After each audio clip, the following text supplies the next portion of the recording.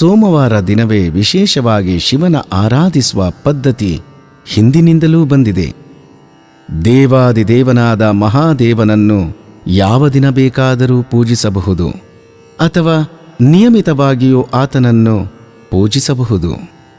ಆದರೆ ಸೋಮವಾರದ ದಿನವನ್ನು ಶಿವನ ಪೂಜೆಗೆ ಅತ್ಯಂತ ಮಂಗಳಕರ ಹಾಗೂ ಸೂಕ್ತವಾದ ದಿನವೆಂದು ಪರಿಗಣಿಸಲಾಗಿದೆ.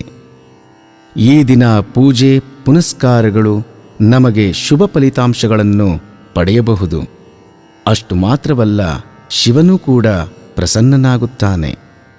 ಸೋಮವಾರ ಎನ್ನುವ ಪದದ ಅರ್ಥವೇ ಸೋಮ, ಅಂದರೆ ಶಿವನ ಜಡೆಯಲ್ಲಿ ಅಲಂಕರಿಸಲ್ಪಟ್ಟ ಚಂದ್ರನೆಂದರ್ಥ.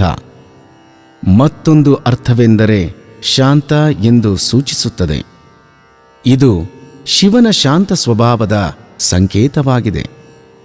ಮತ್ತೊಂದು ಕಥೆಯ ಪ್ರಕಾರ ಮಹಾತಾಯಿ ಪಾರ್ವತೀ ದೇವಿಯು ಶಿವನನ್ನು ತನ್ನ ಪತಿಯನ್ನಾಗಿಸಿ ಪಡೆಯಲು 16 ಸೋಮವಾರಗಳ ಕಾಲ ಕಠಿಣ ತಪಸ್ಸನ್ನು ಮಾಡಿ ಭಗವಂತ ಮಹಾದೇವನನ್ನು ಮದುವೆಯಾಗುತ್ತಾಳೆ.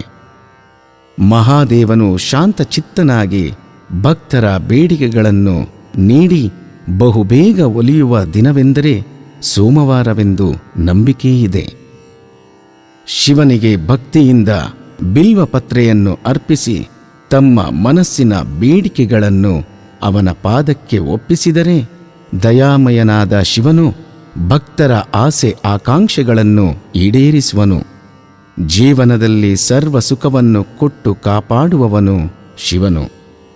ಆದುದರಿಂದ ಪ್ರತಿ ಸೋಮವಾರವೂ ಶಿವನ ಧ್ಯಾನ, ಆರಾಧನೆ, ಗಾಯನ, ಪೂಜೆಯನ್ನು ಮಾಡಿ ಸಂಪೂರ್ಣ ಕೃಪಾಕಟಾಕ್ಷವನ್ನು ಎಲ್ಲರೂ ಪಡೆಯಿರಿ.